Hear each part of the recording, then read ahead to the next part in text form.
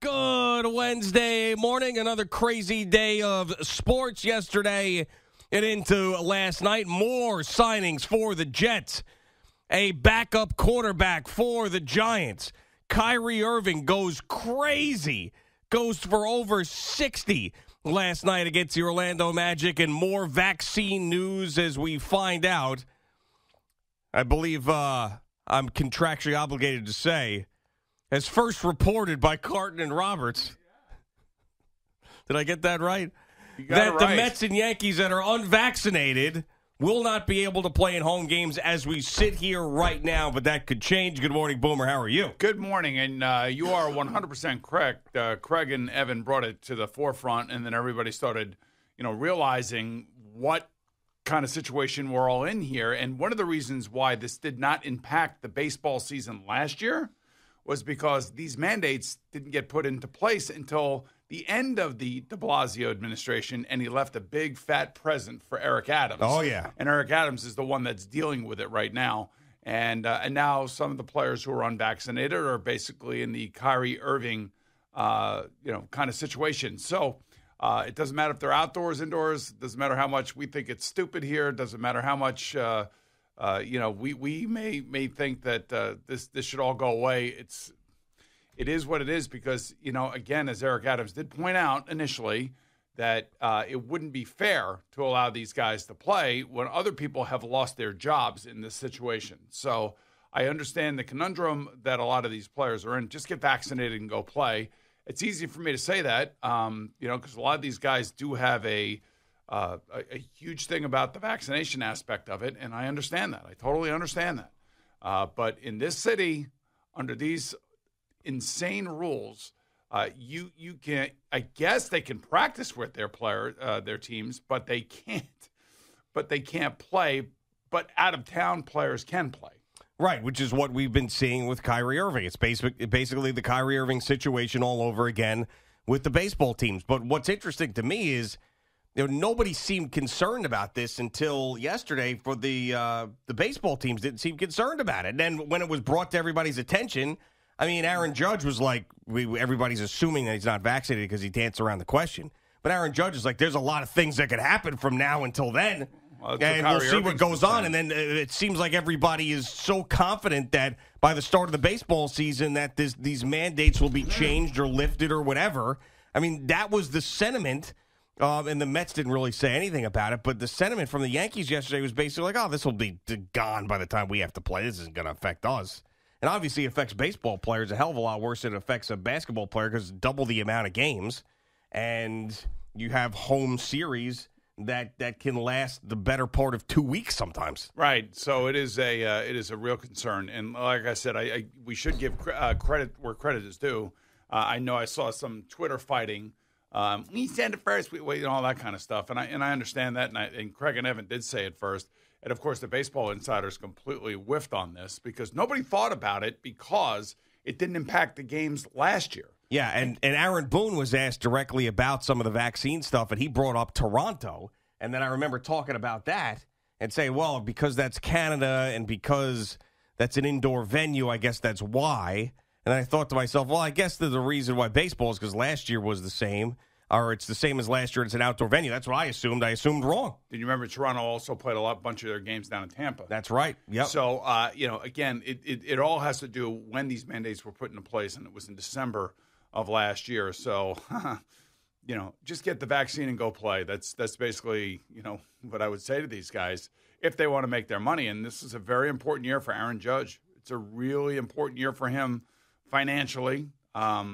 And it'll be interesting to see if he goes down the path of Kyrie Irving. Now, for some reason, even Kyrie has been saying it over the last 3 to 4 weeks. Oh, things are going to change. Things are going to happen. I don't know if they are. I do believe Kyrie Irving is connected politically.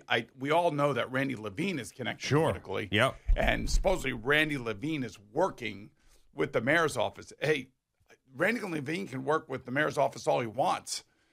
His players are not going to get special dispensation. I can tell you that right now. Everything's going to have to change. Right. The whole mandate will have to be removed. Yeah.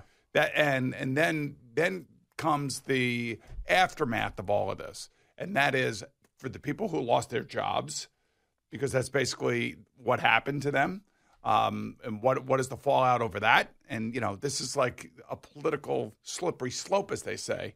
And I think that, it's I think most of us feel like it's totally ridiculous. Oh, yeah, and it's been ridiculous. I mean, the fact that Kyrie Irving, if you remember all this, too, when basketball was getting ready to start, the Nets said you can't be with the team. You're out. And then all of a sudden the Nets got injuries.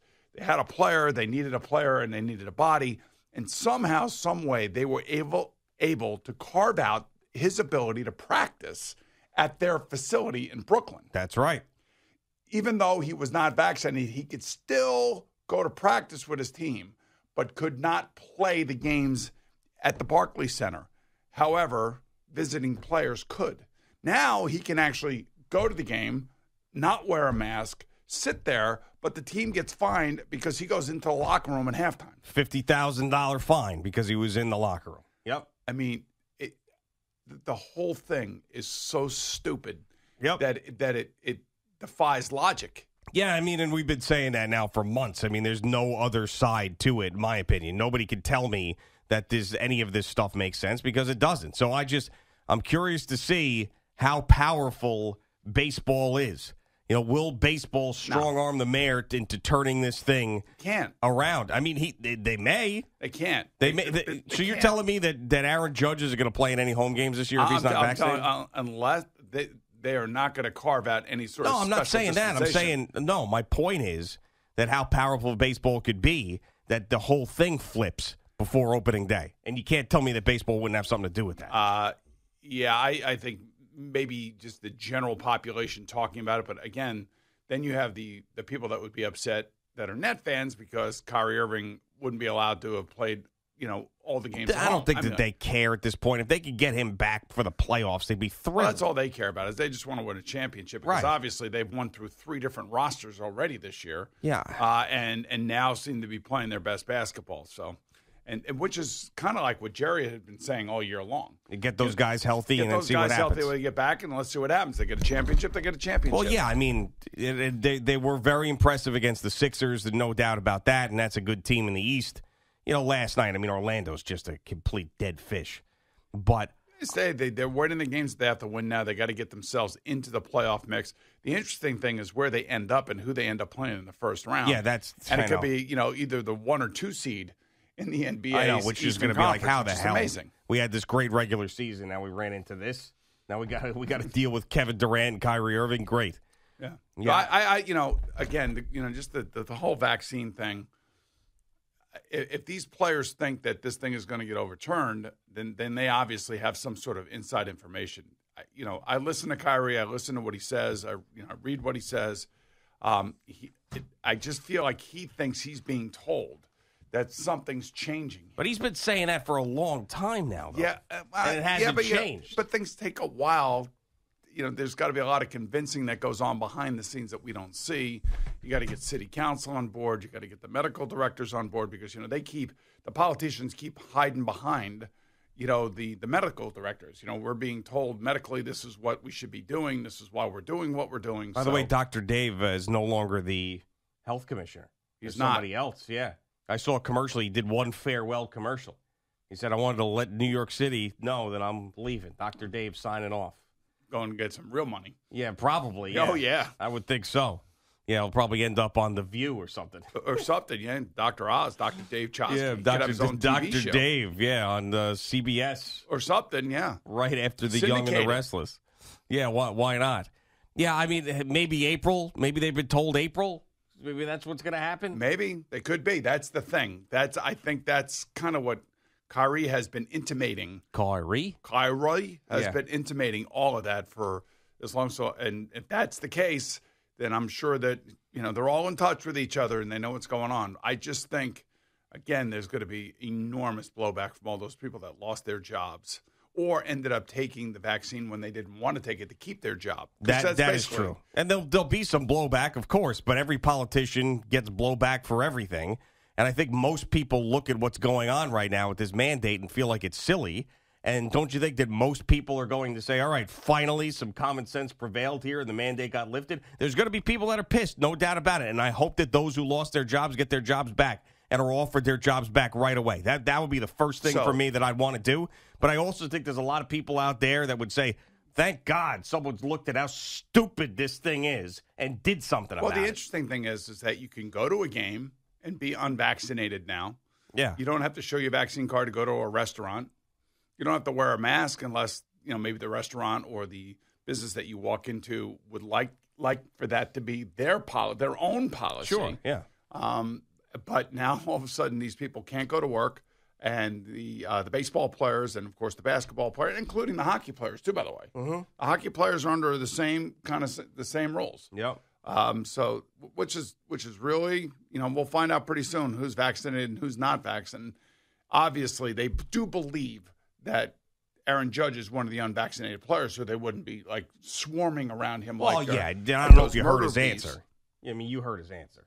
Yeah, he's clear. It's clear that he's unvaccinated. Yeah, of course. Well, I mean, at least he didn't pull an immunization thing. No, he did not. But he didn't answer the question. He just beat around it and said, "There's really no reason to cross that bridge when we get there," and blah blah blah. Speaking of immunization, remember we were talking about Aaron Rodgers and his whole contract. Yeah. And remember I told you he was like 22.5% of the Packers' salary cap, and that's way too much. Yep. You know what he is right now? He is at 13.25% of the salary cap. That's how much they lowered it. Yes. Wow. So, and that's a good job by Brian Gutekunst. Yeah. And the Green Bay Packers. By the way, by 4 o'clock today, every team has to be in compliance with the salary cap ramifications. In other words, everybody has to be below, either at or below the salary cap and they will be. Magic number. Yeah, well, they have to be. Yeah, very rarely does it happen. I mean, maybe 2 or 3 times in the last 15 years I looked up that it has happened. Right. So it's really not a big deal. It's not a big deal. They'll all get there. But today is the official start at 4 p.m. today of the league year, which means that free agents can sign their contracts. Trades now can go through. And the interesting trade, obviously, out there waiting, we're all waiting on, is Deshaun Watson, and where does he go? Now the Falcons are in the mix. Right. So what is the kind of like cascading effect of all of this?